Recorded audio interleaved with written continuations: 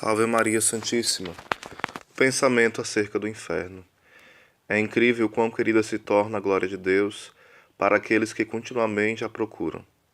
A busca já lhes dá novos sentidos pelas quais podem encontrá-la, ao passo que o amor diariamente crescente aguça perpetualmente seu discernimento. A terra está plena de vossa glória. Que alegria para um coração ardente de amor! Não basta que o céu transborde, que a terra se encha com a bem-aventurada inundação de sua glória. Nós, de bom grado, desejaríamos que não houvesse rincão na criação que não fosse repleto dela. Contudo, há um lugar onde esta glória parece frustrada, um lugar do qual não se eleva nenhuma planta da oração, nenhuma alegria da adoração, nenhum abençoado agradecimento, nenhuma aspiração do desejo. É a casa daqueles que foram julgados e foram condenados, e por isso perderam Deus para sempre. Ali está a graça que não deu fruto, ou cujos frutos apodreceram na árvore. Ali estão os sacramentos que foram em vão. Ali a cruz fracassou e os propósitos amorosos de Deus sofreram uma resistência bem-sucedida e foram completamente vencidos. Ainda assim, é de fé que Deus colhe imensa glória dessa inexprimível escuridão. Pois a alma perdida é um louvor involuntário à justiça de Deus, tanto quanto a alma convertida é um louvor ao seu amor. Tampouco os interesses de Jesus são inexistentes ali, pois as dores, tão indescritíveis como são, ao mais breve pensamento delas é intolerável. São menores do que o mérito do pecado, menores do que a justeza da medida de punição, e assim o são por causa dele. O precioso sangue, em certo sentido, se faz presente até mesmo ali. Tampouco aquele lugar horrível deixa de ter os mais abençoados resultados para a salvação de muitas almas, por meio do santo e salutar temor que alimenta nelas e da necessária correção das frouxas e distorcidas noções acerca de Deus por elas mantidas. Quando Nosso Senhor mostrou à irmã Francisca do Santíssimo Sacramento, uma carmelita espanhola, a perda de uma alma e diversas vezes numa visão, a compeliu a positivamente considerar as diferentes torturas daquele lugar, ele a repreendeu por chorar. Francisca, por que choras? Ela caiu prostrada aos seus sagrados pés e disse: pela danação daquela alma, Senhor, e o modo em que ela se perdeu. Ele disse descontente: filha, ela escolheu se perder. Eu lhe proporcionei muitos auxílios da graça para que se salvasse, mas ela não aproveitou. Agrada-me vossa compaixão, mas prefiro que ames a minha justiça. Outra vez, quando ela foi compelida a fixar seu olhar sobre aquelas dores, os anjos lhe disseram: ó Francisca, esforce-se sempre pelo santo temor de Deus. Quem pode duvidar que milhares e dezenas de milhares que estão neste momento desfrutando das delícias do céu, lá não estariam se não houvesse o inferno.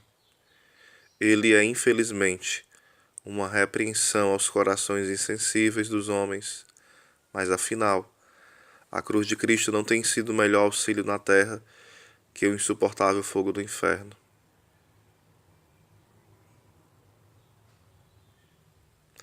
Verdadeiramente é bom, para nosso próprio bem, que pensemos algumas vezes sobre aquele lugar horrível, tal como a bela França se estende além do canal, tal como o sol brilha sobre brancos muros, frescas pontes, brilhantes jardins, palácios de muitos andares em sua belíssima capital, tal como milhares de homens e mulheres lá vivem vidas reais, cumprindo diferentes destinos.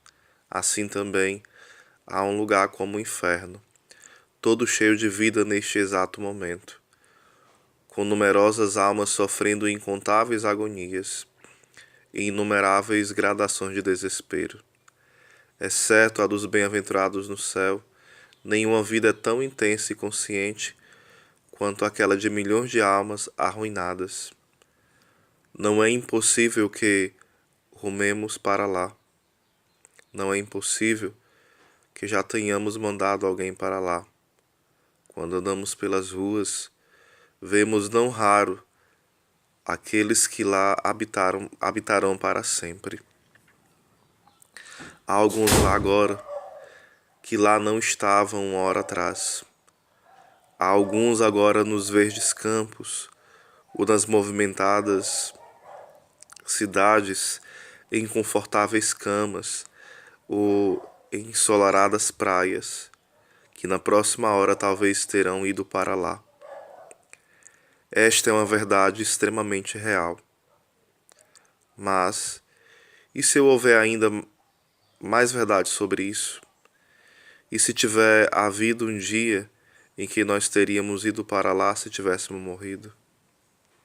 E se neste momento lá estiverem meninos e meninas que pecaram muito menos que nós, ou ainda, que pecaram talvez uma só vez?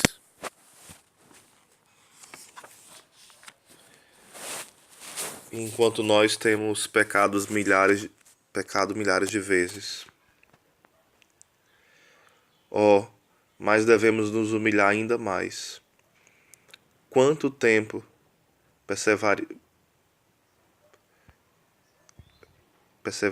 perseveraríamos, no serviço de Deus se tivéssemos certeza que o inferno não existia? Teríamos deixado nossos pecados se não fosse pelo inferno? Oh, que coisa boa é estar sobre esta boa terra, cercados por toda esta vida promissora.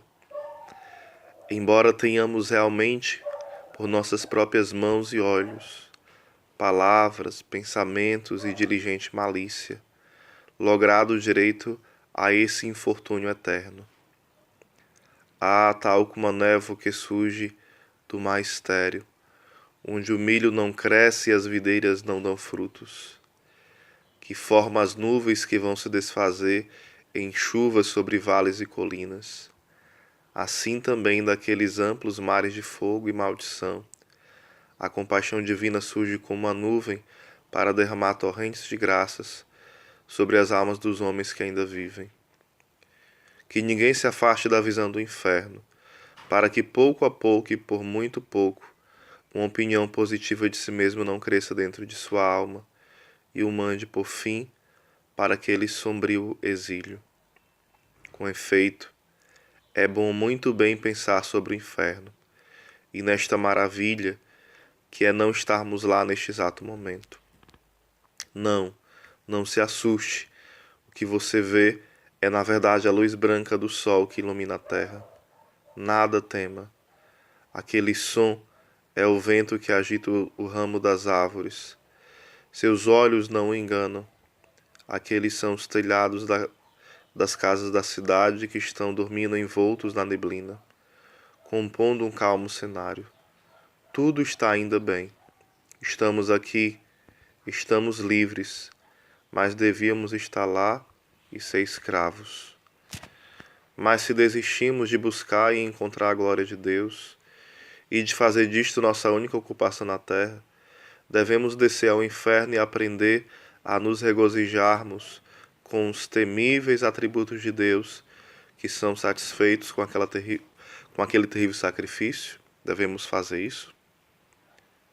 É uma pergunta. Não.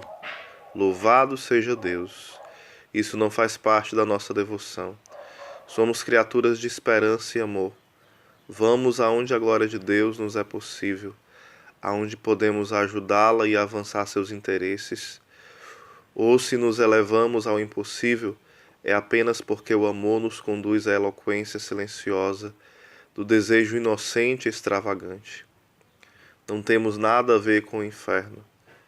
Vimos que de nossas três coisas, a glória de Deus, os interesses de Jesus e a salvação das almas. As duas primeiras podem ser encontradas até mesmo lá, mas não estão lá de formas que nos interessem, de modo que reflexões sobre o inferno não são necessárias ao meu plano. É-nos suficiente saber que haja tal lugar, e que neste momento ele está repleto de almas, e que cada vez mais almas estão sendo carregadas para lá, e cada vez mais almas estão sendo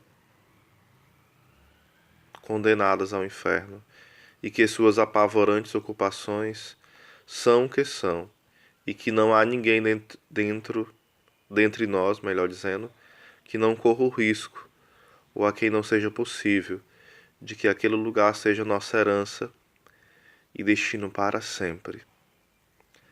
Aqueles que servem a Jesus, por amor, não esqueçam tais coisas. Não. Eles delas se lembram, tão mais frequente quanto mais o amam.